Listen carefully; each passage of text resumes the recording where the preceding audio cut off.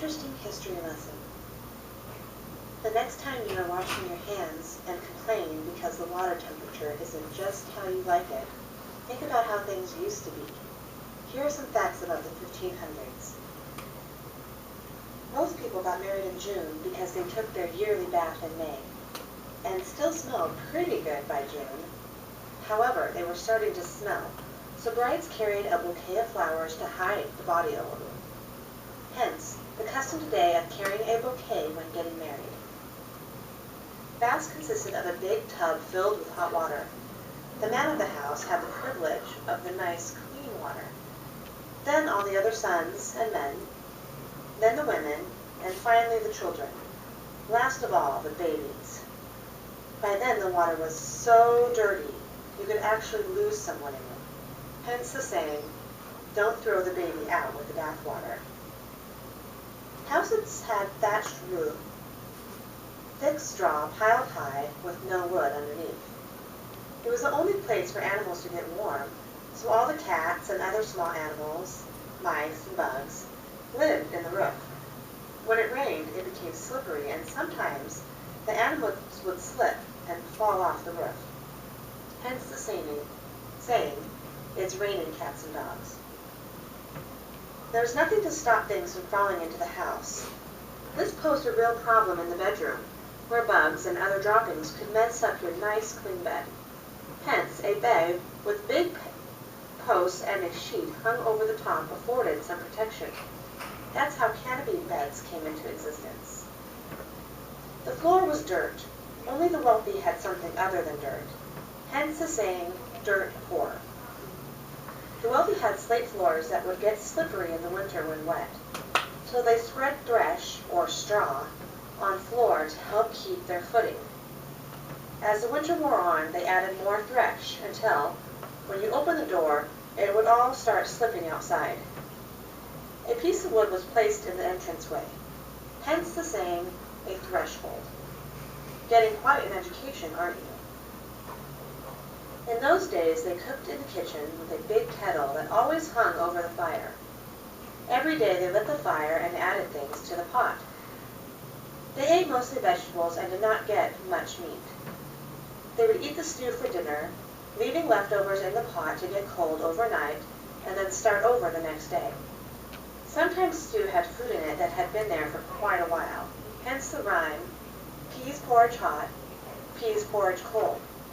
Peas porridge in the pot 9 days old. Sometimes they could obtain pork, which made them feel quite special.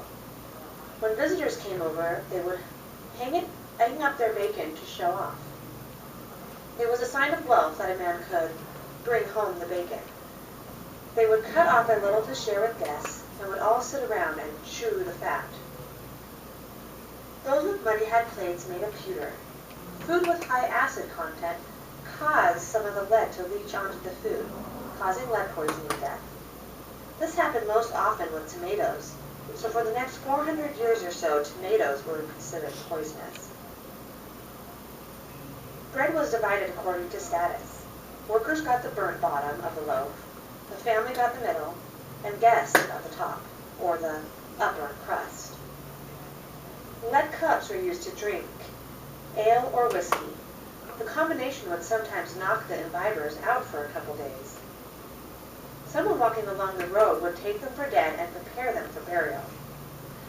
They were laid out on the kitchen table for a couple days, and the family would gather up, eat and drink, and wait and see if they would wake up. Hence the custom, holding a wake. England is old and small, and the local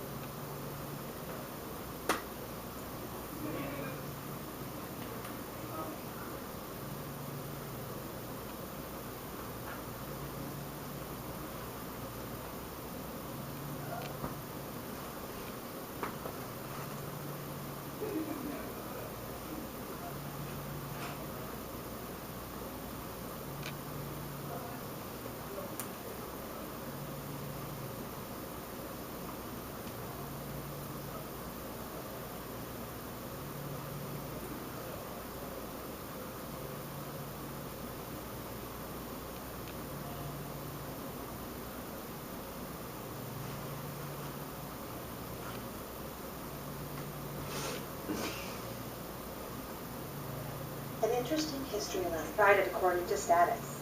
Workers got the burnt bottom, and along the road would take them for dead and prepare them. They were laid out on the kitchen table for a couple days, and the family would gather up, eat and drink and wait and see if they would wake up. Hence the custom, holding a wake. England is old and small, and the local folks started running out of places to bury people. So they would dig up coffins and take out the bones to a bone house and reuse the grave. When reopening these coffins, 1 out of 25 coffins were found to have scratch marks on the inside, and they realized they had been burying people alive. So they would tie a string on the wrist of the corpse, lead it through the coffin and up to the ground, and tie it to a bell. Someone would have to sit out in the graveyard all night, or the graveyard shift, to listen for the bell. Thus, someone could be saved by the bell, or was considered a dead ringer. And that's the truth. Now, whoever said history was boring, educate someone. Share these facts with a friend.